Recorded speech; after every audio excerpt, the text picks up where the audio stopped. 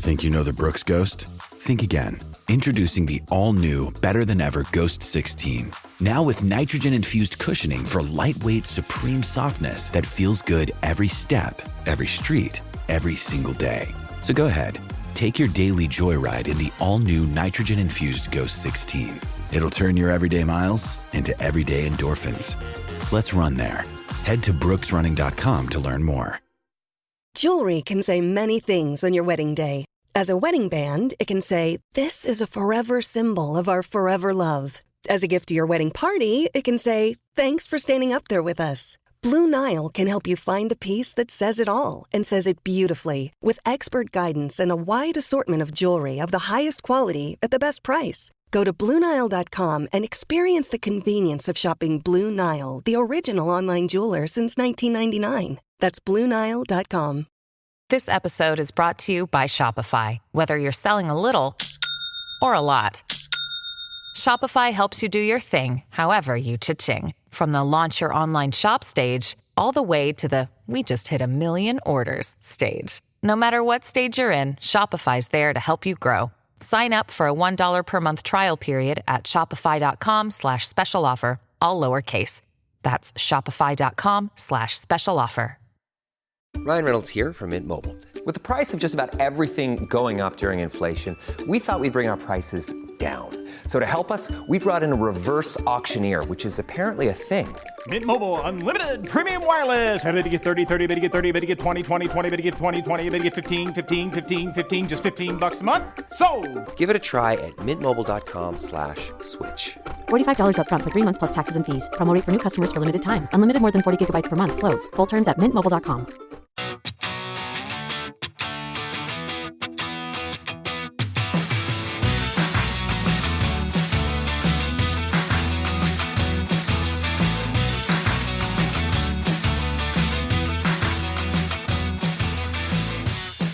Welcome back, Ram fans. This is Rams Up, your favorite LA Rams podcast. We are proud members of the Fans First Sports Network.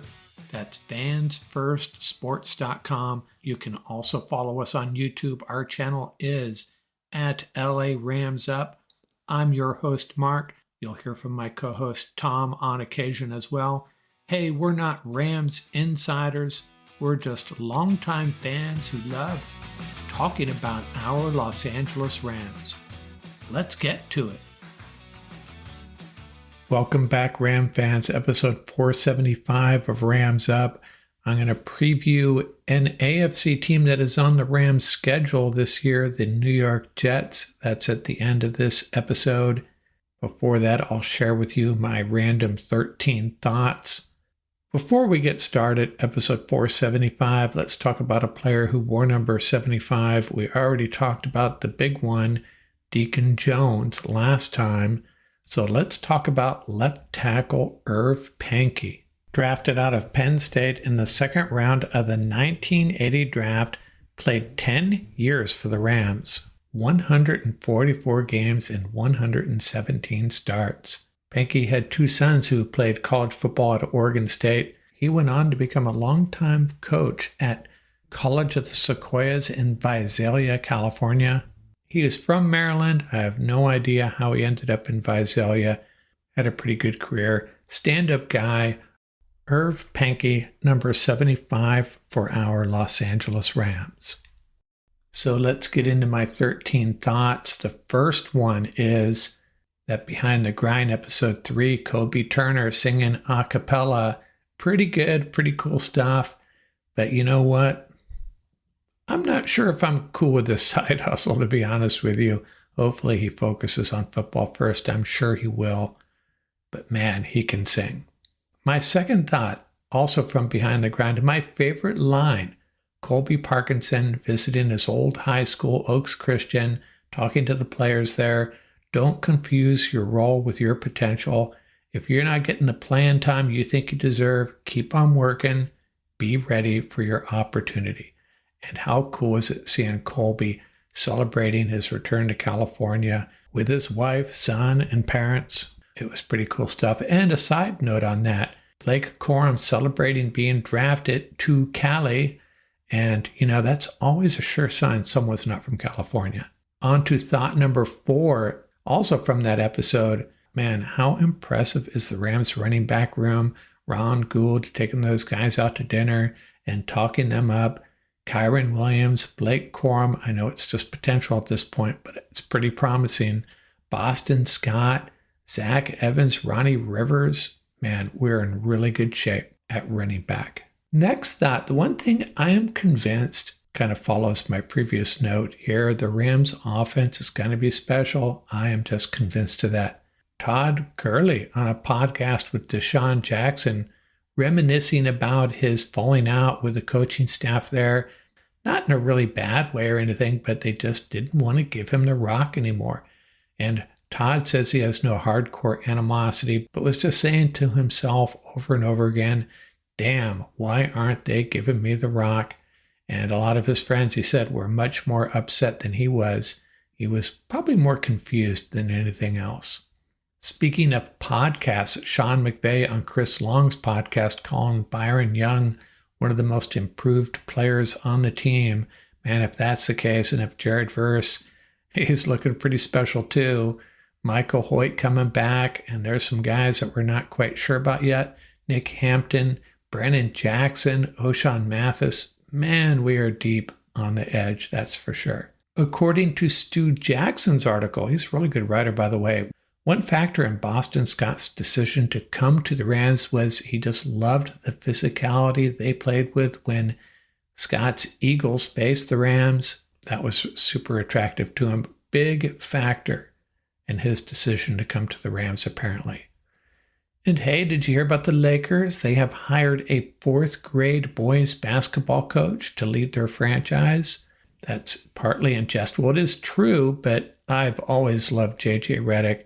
Just really inexperienced, right? Kind of odd, hoping he gets it done, learning on the job. But he's a smart guy. He'll figure it out. But how much of a leash are they going to give him? How much of a leash is LeBron James going to give him? I guess they're pretty tight, pretty good friends. That can be good and bad though, right?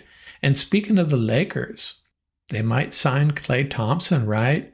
Why don't they bring back Michael Thompson out of retirement for just one game perhaps? Hey, maybe even the preseason. And let those two guys play with LeBron and Bronny, the Thompsons and the James, and throw in one more guy. That would just be fun to watch for a few minutes. Hey, make sure you check out John Kay's YouTube video, the drone footage of the Rams Woodland Hills training site, slowly coming to life. It's pretty cool. Check it out. Kyle Shanahan on Christian McCaffrey, CMC, admitting what we've all seen.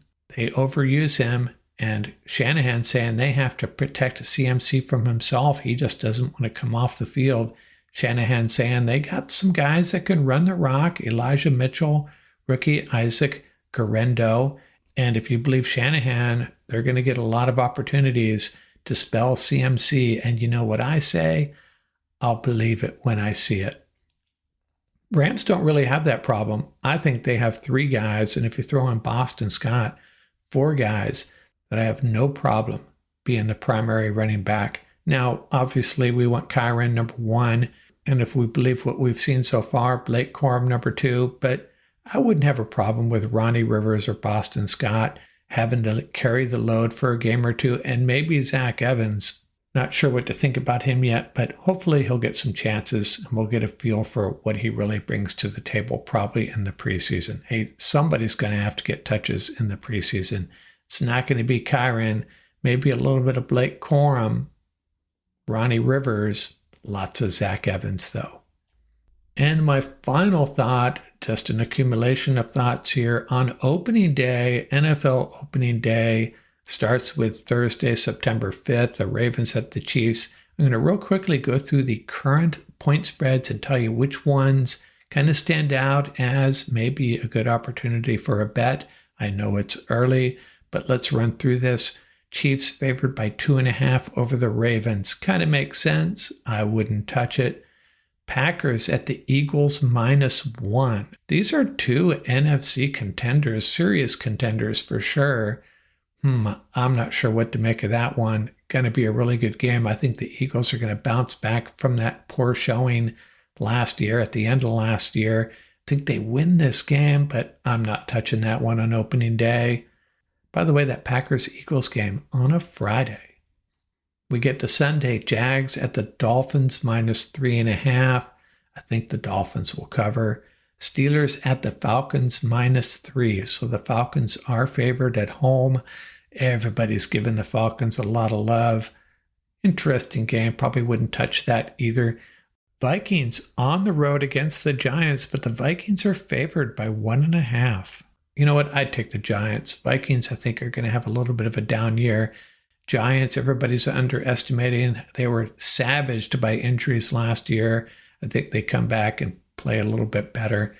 Panthers at the Saints -4.5. Two teams I'm not even going to try to figure out. Patriots at the Bengals -7.5. No Bill Belichick. If this was a Bill Belichick coached Patriots team, I'd probably take them to cover that 7.5. Not going to touch it. Titans at the Bears -4.5. A rookie quarterback going against Will Levis. Wow. Not going to touch that for those reasons alone. Cardinals at the Bills -7. I'm taking the Cardinals to cover. That might be my bet of the week at this point. I think I've already expressed my warmth I have towards the Cardinals having a pretty good season. Texas -1.5 at the Colts. Anthony Richardson's comeback game. I wouldn't touch that one either. Raiders at the Chargers -3. I'll take the Chargers to cover in this one. The Jim Harbaugh era getting off with a win. Broncos at the Seahawks -4.5. These are two teams that could struggle this year. I'd probably lean on the Seahawks winning this by more than a touchdown. Wouldn't touch it though. Commanders at the Buccaneers -4.5. Jaden Daniels, is he going to get the start right out of the gate? I think he does, and I think the Commanders pull off the upset. So I definitely take the Commanders. Take them money line. Big payoff. Commanders over the Buccaneers. Cowboys -1.5 at the Browns. Well, it's Dak Prescott versus Deshaun Johnson. You got me not touching that one at this point. Rams at the Lions -3. Well, we know the Rams are going to win that one in their revenge game. So take the Rams on the money line. Jets at the 49ers -6.5. I think the 49ers are getting a little too much love in this one. I'd take the Jets to cover it. 49ers are probably going to win. Just going to be a closer game than the gambling public believes at this point. This episode is brought to you by Shopify. Whether you're selling a little or a lot, Shopify helps you do your thing, however you cha-ching. From the launch your online shop stage, all the way to the we just hit 1 million orders stage. No matter what stage you're in, Shopify's there to help you grow. Sign up for a $1 per month trial period at shopify.com/special offer, all lowercase. That's shopify.com/special offer.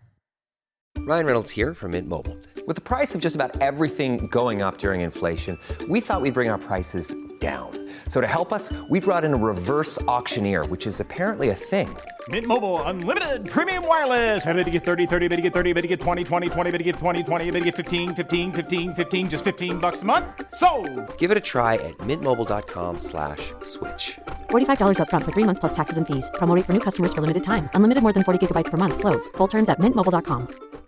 When you need mealtime inspiration, it's worth shopping Baker's, where you'll find over 30,000 mouth-watering choices that excite your inner foodie. And no matter what tasty choice you make, you'll enjoy our everyday low prices, plus extra ways to save, like digital coupons worth over $600 each week. You can also save up to $1 off per gallon at the pump with fuel points. More savings and more inspiring flavors make shopping Baker's worth it every time.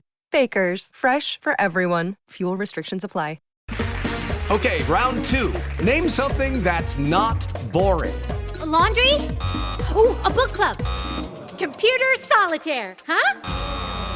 Ah, sorry, we were looking for Chumba Casino. That's right, ChumbaCasino.com has over 100 casino-style games. Join today and play for free for your chance to redeem some serious prizes. ChumbaCasino.com. No purchase necessary. Void where prohibited by law. 18+ terms and conditions apply. See website for details. Now, we have previewed a handful of teams the Rams should be concerned about in the NFC. We're going to jump over to the AFC and talk about a team the Rams play Week 17 on December 22nd, the New York Jets. Let's check in on the Jets. Rams lead the series 10 wins, 5 losses. The last time they played, December 20th, 2020, one of the more painful losses for our Rams. They lost to the Jets, at that time the woeful Jets, 23-20. Sam Darnold over Jared Goff. Cam Akers and Robert Woods did some damage for the Rams, but they just could not get it done. This was a game that the Rams had to win, and they didn't. It was pretty bad. The Jets, by the way, are one of 4 teams McVay has not beaten, the others being the Dolphins, Bills, and Steelers. So the Rams get another hack at 3 of those teams this year. Any other Ram-Jet games that should be mentioned? Well, I always talk about the 1983 matchup. Jets 27, Rams 24 in overtime. That was the game. Jackie Slater took exception to Mark Gastineau doing a sack dance. Slater shuts down Gastineau for the entire game. Gastineau gets to the quarterback one time and tries to do a sack dance, and Slater's having none of it. Salute to Jackie Slater, one of the great Rams. What did the Jets do last year? Well, they were 7-10, highly regarded defense led by Pro Bowlers Quinnen Williams and Sauce Gardner and linebacker Jermaine Johnson. Gardner and Williams were all pro, but after Aaron Rodgers went down on opening day, they had to turn to Zach Wilson. It was a battle from then on, doomed by a 5-game losing streak where they scored a total of 45 points. Good defense, woeful offense. Middle of the pack statistically defensively, but remember their offense was averaging 16 points a game.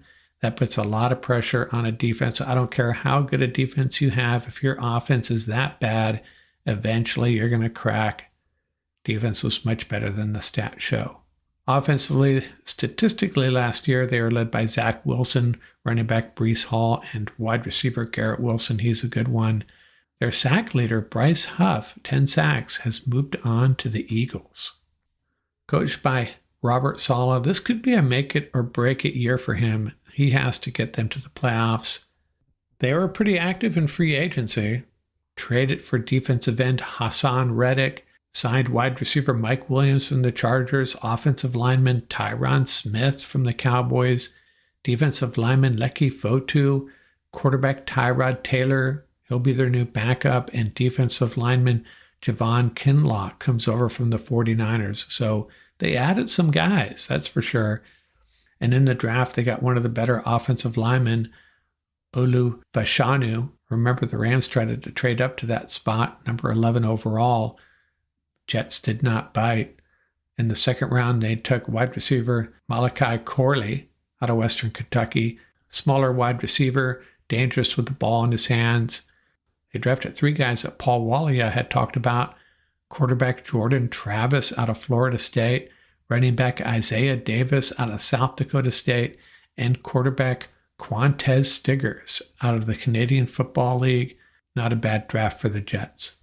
So key guys in offense, we talked about Breece Hall and Garrett Wilson. Aaron Rodgers, it's really all about him. He is, by the way, 6-1 against the Rams. But he's getting up there in years.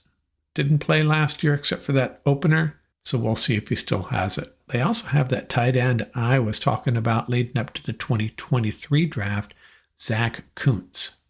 And their defense, we talked about that already. Really good defense, one of the better defenses in the league. They can shut offenses down, but they need a little bit of help from their own offense. They have 3 ex-Rams on their current roster. We'll see if they stick. Well, Greg the Leg will definitely stick.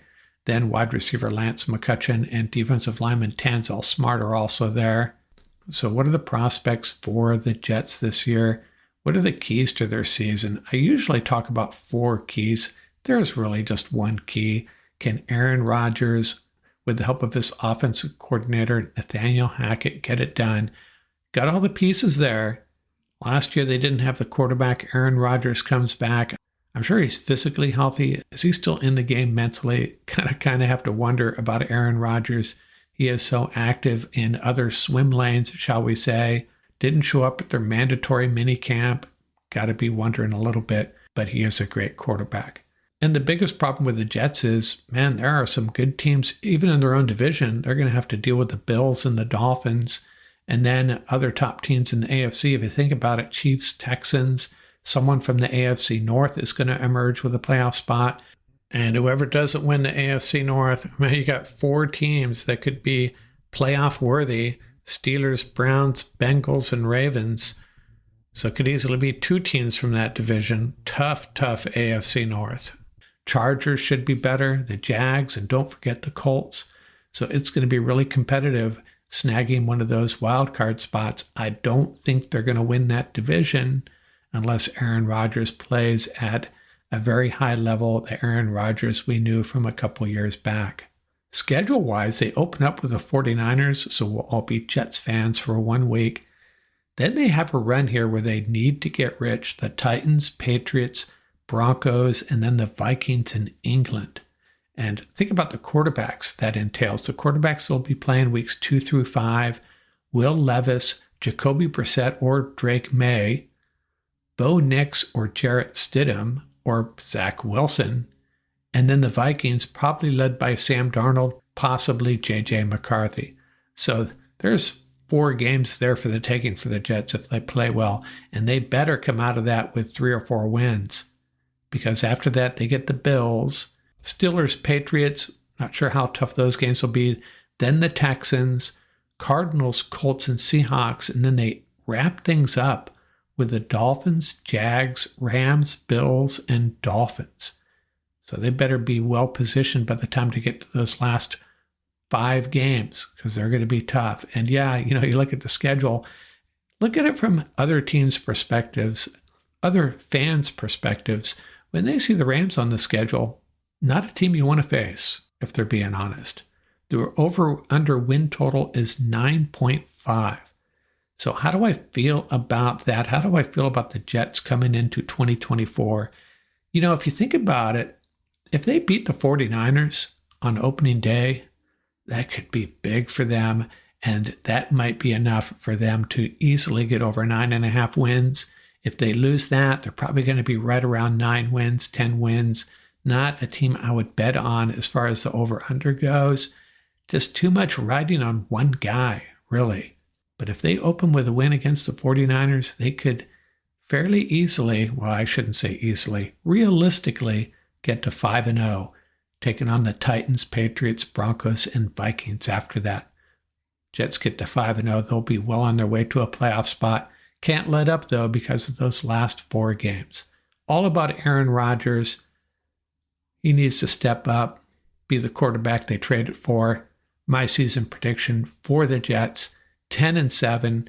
Could go south very easily if Aaron Rodgers can't stay healthy, or if he just takes a step back because of age. I don't expect that to happen. I think he's going to play pretty well. But still, I'll stick with 10-7. Wouldn't bet that over-under on this team. But if forced to make a pick here, I'd take the over on the New York Jets.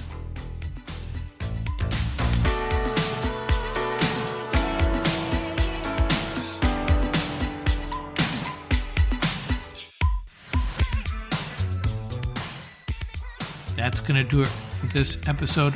Remember, you can reach us at ramsuppodcast@gmail.com. And don't forget about our YouTube channel. Our handle is at laramsup.com. Till next time, keep the horns up, stay safe, and have fun out there.